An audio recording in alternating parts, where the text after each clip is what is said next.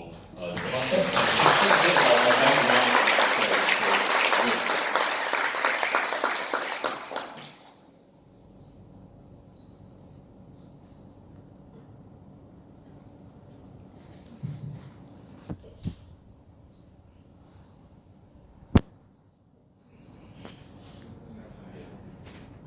Greetings, distinguished guests.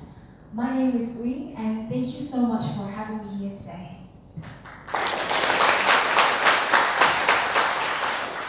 So some interesting facts about me. I'm 17 years old. I grew up in a lower middle class family. My parents are public school teachers.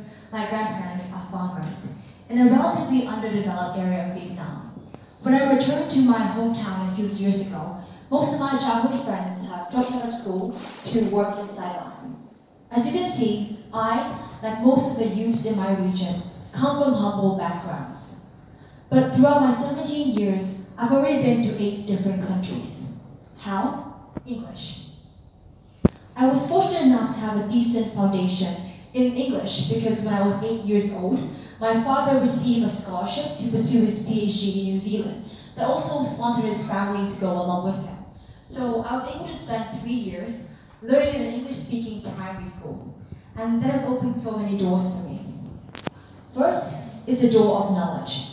And no, I'm not talking about academic knowledge. A lot of the time people talk about the benefits of learning English. They'll talk about things like Google and academic science articles, but it's much more than that. I'm talking about the kind of knowledge that fundamentally empowers people. So Vietnam is quite a patriarchal society, and before I had access to mainstream media through English, I thought boys were the best at maths. That a good woman equals a good wife. And if I was too smart, I could never get married. And that is terrible.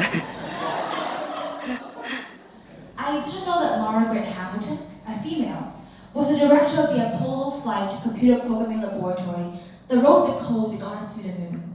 I didn't know there are tons of proud, confident, happy, and single women out there who have a future and a purpose beyond giving birth and serving the in-laws.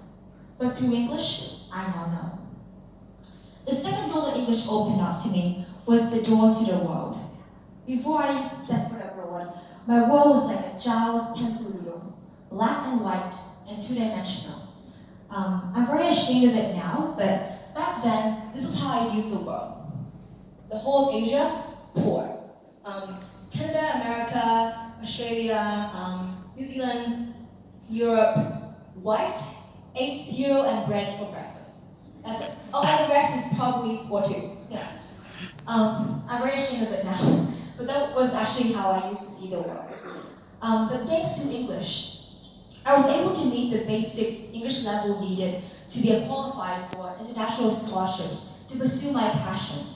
And when I was subsequently accepted to these programs, it was English that allowed me to connect and converse with the other delegates there that colored in and added texture, depth, shade to my world. So, let me just read the slide. Wait, never mind that. Okay.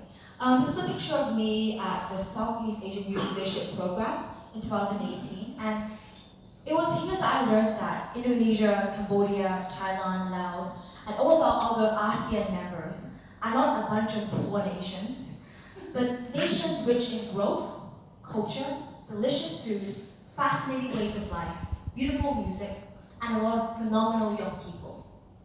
And next, this is a picture of me in Australia for another scholarship. And no, Australia is not a nation of white people who eat bread and cereal for breakfast. Instead, it is a nation of cultural diversity, rugby, a lot of awesome landscape artists. So if you don't know Warwick Fuller, he's a very awesome landscape artist from Australia. You should check out his work. He's really amazing. And so much more that I haven't had to discover yet. I owe it to English for elevating the child score that was my world into a canvas of depths and colors. But probably the most important thing that English has given me, maybe even more important than the things I've said before, is a voice. I mean, you wouldn't have heard any bit of my story right now if I hadn't spoken it in English. At a big tournament in Thailand a few months ago, it was in English, I learned of a country that I have never known existed, Tanzania.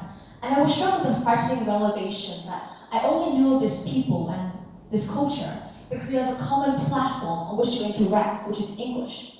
So if no one in Vietnam knew English, we would have been silent, invisible.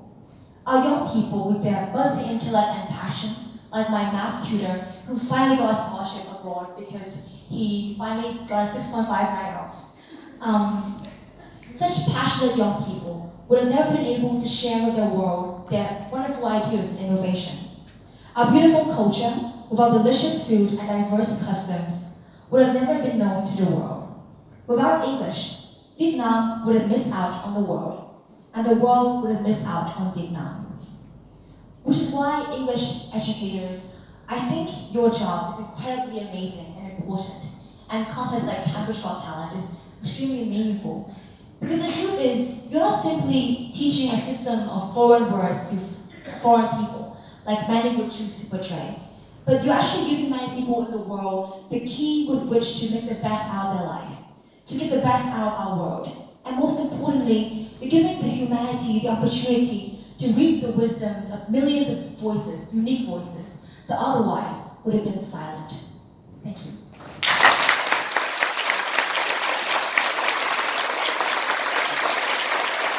Ladies and gentlemen, it's good. Our future generation, that's for our eyes, giving us the future. Uyen.